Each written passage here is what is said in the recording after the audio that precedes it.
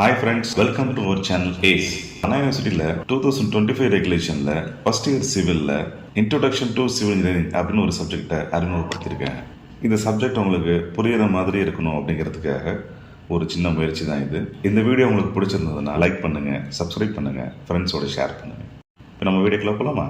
இந்த சப்ஜெக்டுக்கான subject code பார்த்தீங்கன்னா CE25C01 introduction to civil engineering. இதை பற்றி தான் நம்ம பார்க்க போகிறோம். இதில் மொத்தம் 5 யூனிட் கொடுத்துருக்காங்க. இதில் ஃபர்ஸ்ட் யூனிட் பற்றி பார்க்க போகிறோம்.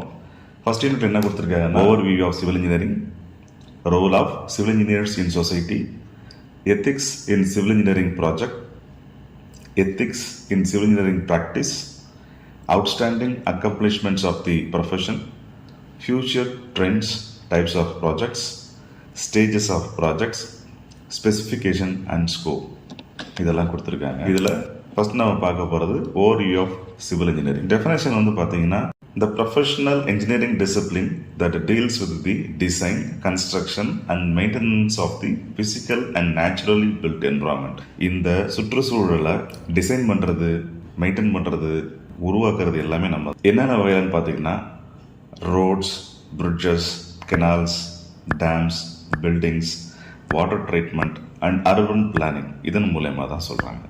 Role of civil engineers in society. ஒரு சிவிலியனோட ரோல் என்ன இந்த சமூகத்துக்கு அப்படின்னு சொல்லி பார்த்தீங்கன்னா, முதல் விஷயம் பப்ளிக் சேஃப்டி அண்ட் ஹெல்த். அடுத்தது எக்கனாமிக் டெவலப்மெண்ட். ஸ்ட்ரக்சரை சேஃபாக டிசைன் பண்ணுறது மூலயமா சுத்தமான சுகாதாரமான குடித நீரை கொடுக்கறது, தென் கழிவு நீரை வெளியேற்றுறது, இது எல்லாமே நம்மளோட ப்ராஜெக்ட்ஸில் தான் நம்ம செய்கிறோம். அடுத்தது பார்த்தீங்கன்னா எக்கனாமிக் டெவலப்மெண்ட். கிரியேட்டிங் இன்ஃப்ராஸ்ட்ரக்சர்ஸ், அதாவது சாலைகள், துறைமுகங்கள், விமான நிலையங்கள், இதெல்லாம் நம்ம பண்ணுறதன் மூலயமா மொபைலிட்டிக்கும் ட்ரேடுக்கும் நம்ம வசதி பண்ணி கொடுக்குறோம். Key societal contributions. Urban planning and development. மனிதர்கள் வாழறதுக்கு தகுதியான நகரங்களை நம்ம உருவாக்குறோம். Sustainable and resilience. Implementing green building practices, disaster resilient design. உதாரணத்துக்கு நிலநடுக்கங்களை தாங்குகிற கட்டுமானங்களை உருவாக்குறோம். And managing environmental impact. அடுத்தது ethics in civil engineering practice. The foundation of ethical practice, paramount responsibility. The engineer's foremost duty is to protect the public health, safety and welfare. பொதுமக்களுடைய பாதுகாப்பு, உடல் நலம், அவங்களோட வெல்ஃபேர், இதுதான் வந்து நம்முடைய முதல் டியூட்டியாக இருக்கணும். Honesty and integrity. அதே மாதிரி நேர்மையாக நம்ம செய்கிற வேலைக்கு ஒரு ப்ராஜெக்ட் இருக்குன்னா அந்த ப்ராஜெக்டோட டேட்டாவை உண்மையாக கொடுக்கணும். ஹானஸ்ட் ரெப்ரசன்டேஷன் ஆஃப் குவாலிஃபிகேஷன்ஸ், இதெல்லாம் சொல்கிறாங்க. Core ethical canons. Competence. Perform service only in area of their competence. இப்போ நம்ம ஒரு துறையில் சிறந்தவங்களாக இருப்பாங்க, அந்த துறையில் நம்ம திறன்மிக்கவர்களாக செயல்படணும். Sustainable development. Adhering to principle of sustainability to meet the needs of the present without compromising future generations. எதிர்கால சந்ததிக்கு எந்த ஒரு பாதகமும் இல்லாமல் நிகழ்கால தேவைகளை நம்ம சிறப்பாக பூர்த்தி பண்ணணும். Conflict of interest. Making clear any potential conflicts and acting as faithful agents for clients or employers. நம்ம கிளைண்ட்டுக்கோ இல்லை எம்ப்ளாயருக்கோ நாம் வந்து உண்மையாக விசுவாசமாக இருக்கணும். Outstanding accomplishments of the profession. Historic and iconic achievements. இப்போ இது வரைக்கும் பாஸ்ட்லேருந்து இப்போ வரைக்கும் என்னெல்லாம் நம்ம சாதனை பண்ணியிருக்கோம் கட்டுமான துறையிலன்னு பார்த்தீங்கன்னா, first ancient wonders, the great pyramid of Giza. இதை பற்றி உங்களுக்கு சொல்லணும் அவசியமே இல்லை. இந்த பிரமிட் எப்படி கட்டியிருக்காங்க பாருங்கள். இதெல்லாம் அந்த காலத்தில் நம்ம சாதித்தது கட்டுமான துறையில். The Roman Colosseum, the great wall of China, இதெல்லாம் ஏன்ஷியன்ட் ஒண்டர்ஸ். அடுத்தது பார்த்தீங்கன்னா மாடர்ன் மார்வல்ஸ். மாடர்ன் மார்வல்ஸில் எடுத்துக்கிட்டிங்கன்னா, யூஎஸ்ஏல இருக்க கோல்டன் கேட் பிரிட்ஜ், ஃப்ரான்ஸில் இருக்கிற மில்லோ வியாடக்ட், துபாயில் இருக்கிற புர்ஜ் கலிஃபா, யூஎஸ்ஏல இருக்கிற எம்பயர் ஸ்டேட் பில்டிங், தென் ஹூவர் டேம், பனாமா கேனல், இதெல்லாம் சொல்லலாம். இம்பாக்ட்ஃபுல் இன்னோவேஷன்ஸ் பார்த்தீங்கன்னா transportation networks, interstate highway system, high speed ரயில், இதெல்லாம் வந்து impactful innovations. Sanitation and water சிஸ்டமில் என்ன இன்னோவேஷன்ஸ் இருக்குதுன்னு பார்த்தீங்கன்னா, modern water filtration and sewage treatment. இது வந்து பார்த்தீங்கன்னா எ significant public health break through. Modern technology use பண்ணி வாட்டர் ஃபில்டர் பண்ணுறதுக்கும் சீவேஜ் ட்ரீட்மெண்ட் பண்ணுறதும். ஃபார் எக்ஸாம்பிள், இப்போ நம்மளே வீட்டிலலாம் ஆர்ஓ சிஸ்டம்லாம் வச்சுருக்கோம் இல்லையா, இது வந்து பார்த்திங்கன்னா இது ஒரு modern water filtration system. Sewage ட்ரீட்மெண்ட்டுக்கு வந்து பார்த்திங்கன்னா கழிவுநீர்களெல்லாம் நம்ம சுத்திகரிப்பு பண்ணி தான் வந்து நம்ம வெளியேற்றுறோம். சீவேஜ் ட்ரீட்மெண்ட் அப்படிங்கிறது. Earthquake engineering, development of seismic resistant design, நிலநடுக்கத்தை தாங்குகிற விதமான கட்டிடங்களை உருவாக்குறது. Future trends in civil engineering, digital transformation and technology. BIM, building information modeling. So இது என்னன்னு பார்த்தீங்கன்னா, இது ஒரு சாஃப்ட்வேர். 3Dயில் 3 டைமென்ஷனில் ஒரு பில்டிங் கட்டுறதுக்கு முன்னாடியே அதை நம்ம 3 டைமென்ஷனில் அதை வந்து கட்டி அதை திட்டமிடலாம். அது மட்டும் இல்லை, லோடு கால்குலேஷன்ஸ், எங்கெங்கெல்லாம் லோடு எவ்வளோ தாங்கும், அது லோடு ஃபெயிலியர் ஆச்சுன்னா அதை எப்படி சரி பண்ணுறது அப்படிங்கிறது எல்லாமே நம்ம இந்த 3D மாடலில் நம்ம பண்ண முடியும். தென் ஸ்மார்ட் இன்ஃப்ராஸ்ட்ரக்சர், சென்சார்ஸ் மூலயமா ஒரு கட்டுமானத்தை நம்ம வந்து மானிட்டர் பண்ண முடியும், இல்லை கட்டப்பட்ட ஒரு பில்டிங்க்கு ப்ராப்பரான மெயின்டெனன்ஸ் கொடுக்க முடியும். உதாரணத்துக்கு, ஒரு இடத்துல சரியாக லைட் எரியல அப்படின்னா சென்சார்ஸ் அப்சர்வ் பண்ணி நமக்கு முன்கூட்டியே சொல்கிறது மூலயமா அதை சரி பண்ண முடியும். அதே மாதிரி ஒரு கார்டன் ஏரியாவில் ஒரு பம்ப் ரிப்பேராக இருக்குது அப்படிங்கிறதுனா அதையுமே முன்கூட்டியே நமக்கு சென்சார்ஸ் நமக்கு அறிவுறுத்துறதுனால நாம் அதை இமீடியட்டாக சரி பண்ண முடியும். AI and machine learning, optimization of design, risk assessment and construction management. So construction மேனேஜ்மெண்ட்டில் என்ன பண்ணுறாங்கன்னு பார்த்தீங்கன்னா, ஒரு ப்ராஜெக்ட் இருக்குன்னா அந்த ப்ராஜெக்டை எவ்வளோ சீக்கிரம் நம்ம வந்து கம்ப்ளீட் பண்ண முடியும் அப்படிங்கிறத அனாலிசிஸ் பண்ணுறதுக்குன்னு சாஃப்ட்வேருங்கள்லாம் வந்துருச்சு. பேரலாக என்னென்ன ஒர்க்லாம் பண்ண முடியும் ஒரு ப்ராஜெக்டில், ஒரே நேரத்தில் வேறு என்னென்ன ஒர்க்லாம் பண்ணால் சீக்கிரமாக அந்த ப்ராஜெக்ட் கம்ப்ளீட் பண்ண முடியும் அப்படிங்கிறதெல்லாம் நம்ம இன்றைக்கி இருக்கிற கம்ப்யூட்டர் டெக்னாலஜியை பயன்படுத்தி நம்ம விரைவாக நம்ம ஒரு ப்ராஜெக்டை கம்ப்ளீட் பண்ணுறதுக்கு உதவி பண்ணுது.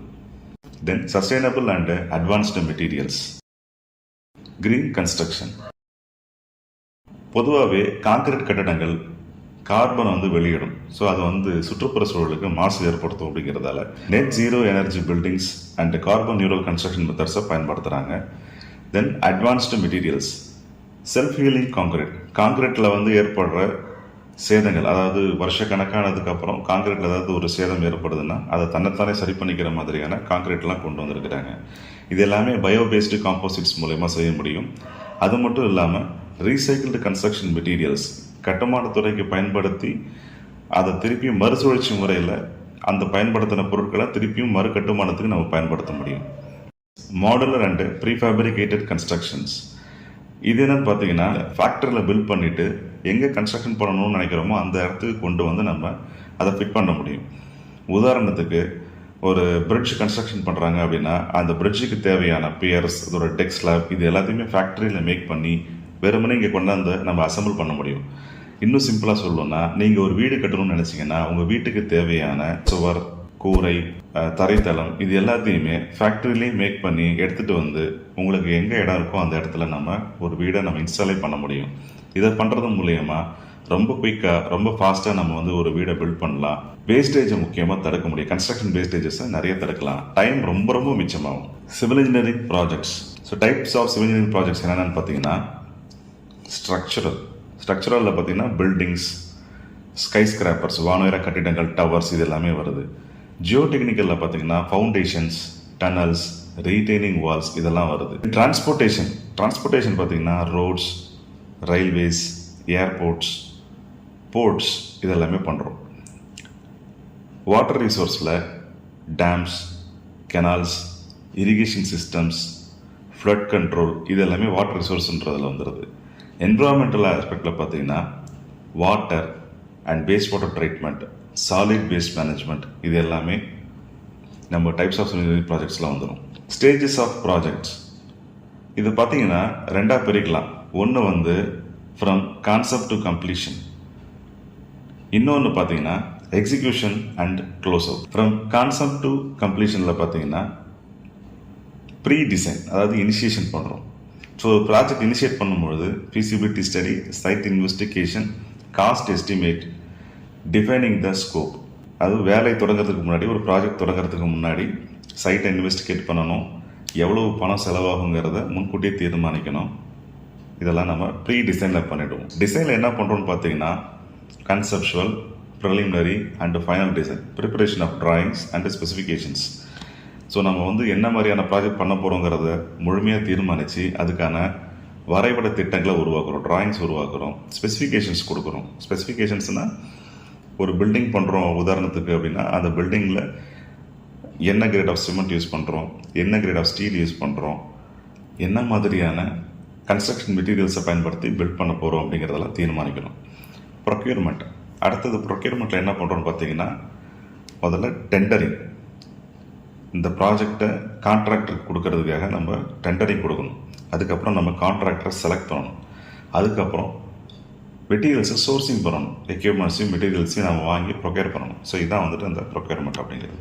அடுத்தது stages of project, execution, close out. So அடுத்ததாக பார்த்தீங்கன்னா எக்ஸிக்யூஷன் அண்ட் க்ளோஸ் அவுட்டில் பார்த்தீங்கன்னா construction, site preparation, execution of work, quality control, safety adherence. ஒர்க்கை வந்து எக்ஸிக்யூஷன் பண்ணுறாங்க இல்லையா, அதை வந்து குவாலிட்டியை வந்து நம்ம கண்ட்ரோல் பண்ணுறோம், சேஃப்டியை உறுதி பண்ணுறோம். ஸோ போஸ்ட் கன்ஸ்ட்ரக்ஷன் என்ன பண்ணுறாங்க அப்படின்னா ஒரு ப்ராஜெக்ட் கம்ப்ளீட் ஆனதுக்கப்புறம் ஃபைனலாக இன்ஸ்பெக்ட் பண்ணணும். அதுக்கப்புறம் அந்த ப்ராஜெக்டை ஹேண்ட் ஓவர் பண்ணணும். உதாரணத்துக்கு ஒரு பில்டிங் முடிஞ்சிருக்கு அப்படின்னா அந்த பில்டிங்கை தரவாக இன்ஸ்பெக்ட் பண்ணி அது யார்கிட்ட கொடுக்கணுமோ, அது கவர்மெண்ட் பில்டிங்காக இருந்தால் சம்மந்தப்பட்ட அதிகாரிகிட்ட நம்ம அதை ஹேண்ட் ஓவர் பண்ணுறோம், டாக்குமெண்டேஷன்ஸ் கொடுக்குறோம். அந்த பில்டிங்கோடைய டிராயிங்ஸ், அந்த எஸ்டிமேஷன், இந்த மாதிரியான விஷயங்கள்லாம் அந்த டாக்குமெண்ட்ஸ்னு சொல்லுவாங்க, அதெல்லாம் நம்ம கொடுக்குறோம். அதுக்கப்புறம் ஃபினான்ஷியல் செட்டில்மெண்ட். அந்த கான்ட்ராக்டருக்கு நாம் மீதத்தொகை எதனா கொடுக்க வேண்டியிருந்தால் அதை கொடுத்து செட்டில் பண்ணுறோம். அப்படி இல்லை குறிப்பிட்ட கால அவகாசத்துக்குள்ளார அந்த பில்டிங் அவங்க கட்டி முடிக்கல, டிலே பண்ணியிருக்காங்க அப்படின்னா அவர்கிட்ட நம்ம பெனால்ட்டி வாங்கணும். ஸோ இதெல்லாம் தான் வந்து இந்த ஃபினான்ஷியல் செட்டில்மெண்ட் அப்படிங்கிறது. அடுத்தது பார்த்திங்கன்னா மெயின்டெனன்ஸ் அண்ட் ஆப்ரேஷன். ஸோ மெயின்டெனன்ஸுங்கிறது ரொம்ப ரொம்ப முக்கியம். ஒரு பில்டிங்கை கன்ஸ்ட்ரக்ட் பண்ணுறங்கிறது எவ்வளோ முக்கியமான ஒரு விஷயமோ அதே மாதிரியானது அதை மெயின்டைன் பண்ணுறது. ஸோ இந்த ஆப்ரேஷனுங்கிறது பார்த்திங்கன்னா அந்த பில்டிங் ஆப்ரேட் ஆகிறதுன்னு அர்த்தம். உதாரணத்துக்கு ஒரு ஆஃபீஸ் பில்டிங் அப்படி இருக்குன்னா அந்த ஆஃபீஸ் பில்டிங் தினசரி அதுக்கான வேலைகள் அங்கே நடந்துகிட்டு இருக்கும். பட் மெயின்டெனன்ஸுங்கிறது பார்த்திங்கன்னா ஃப்ளோரிங்கில் எதனா பிரச்சனை இருக்குது, இல்லை ஏதாவது சுவரில் எதனா கிராக் இருக்குது, இல்லை அப்படிங்கிறது மட்டும் இல்லாமல் வருஷம் அதுக்கு வந்து ப்ராப்பராக பெயிண்டிங் பண்ணுறது, இது எல்லாமே வந்து இந்த மெயின்டெனன்ஸ் அப்படிங்கிறதுலாம் வந்துடும். Project specification and scope. So project scope என்னென்னு பார்த்தீங்கன்னா defines all the work required to deliver the project's product, service or result. It sets the boundaries. So ப்ராஜெக்ட்டுக்கு இவ்வளோதான் திட்டம் அப்படிங்கிறத நம்ம வரையறுத்துடலாம். அதுதான் வந்து ப்ராஜெக்ட் ஸ்கோப் அப்படிங்கிறது. ஸ்பெசிஃபிகேஷனுங்கிறது detail written requirements for the materials, workmanship, standard for a project. நான் ஏற்கனவே சொன்ன மாதிரி என்ன மெட்டீரியல்ஸ் போட போகிறோம், என்னெல்லாம் டெஸ்டிங் ப்ரொசீஜர்ஸ் இருக்குது, ஒர்க்மேன்ஷிப்பை வந்து எவ்வளோ பேர் நம்ம வந்து வேலைக்கு ஆள வைக்கணும், எவ்வளோ மெட்டீரியல்ஸ் தேவைப்படும், இது எல்லாமே நம்ம வந்து தீர்மானிக்கிறதா வந்து ஸ்பெசிஃபிகேஷன்ஸ் அப்படிங்கிறது. இதெல்லாம் நம்ம கொடுத்துருவோம் டாக்குமெண்ட்டாக, அதை வச்சு அவங்க பில்டிங் வந்து கன்ஸ்ட்ரக்ட் பண்ணுவாங்க. அடுத்தது பார்த்திங்கன்னா importance. The ensure quality, manage expectations and form the basis of the legal contract. அதாவது நாம் வந்து குவாலிட்டியை உறுதி பண்ணணும், எதிர்பார்ப்பை பூர்த்தி பண்ணணும். ஸோ இதெல்லாம் தான் வந்துட்டு இம்பார்ட்டன்ஸ். தென் கன்க்ளூஷன் என்னென்னு பார்த்தீங்கன்னா civil engineering is vital for public welfare, is guided by strong ethics, has a proud history and is rapidly innovating towards a sustainable future. Civil engineers பார்த்திங்கன்னா நமக்கு ஒரு பெரிய வரலாறு இருக்குது. எதிர்காலத்துக்கு எந்தவித பாதிப்பும் இல்லாமல் நிகழ்கால தேவைகளை பூர்த்தி பண்ணுறோம். அது மட்டும் இல்லாமல் சிவில் இன்ஜினியர்ஸ் தான் planners, designers and builders of the more sustainable and resilient world. So thanks for watching friends. இந்த வீடியோ உங்களுக்கு பிடிச்சிருந்ததுன்னா சப்ஸ்கிரைப் பண்ணுங்கள், உங்கள் ஃப்ரெண்ட்ஸோடு ஷேர் பண்ணுங்கள், மறக்காமல் லைக் பண்ணுங்கள். உங்களுக்கு வேறு ஏதாச்சும் சந்தேகங்கள் இருந்ததுன்னா கமெண்ட்டில் கேளுங்க, அடுத்த வீடியோவில் நம்ம அதை தெளிவுபடுத்துகிறோம். அது மட்டும் இல்லை, உங்களுக்கு எக்ஸாம் பாயிண்ட் ஆஃப் வியூவில் வேணும்னு நீங்கள் நினச்சிங்கன்னா, கொஷின் ஆன்சர்ஸ் மாதிரி வேணும் அப்படின்னு நீங்கள் கேட்டிங்கன்னா கமெண்ட்டில் சொல்லுங்கள். அடுத்த வீடியோவில் அந்த மாதிரி நம்ம ஒரு வீடியோ மேக் பண்ணிடலாம். Thank you friends.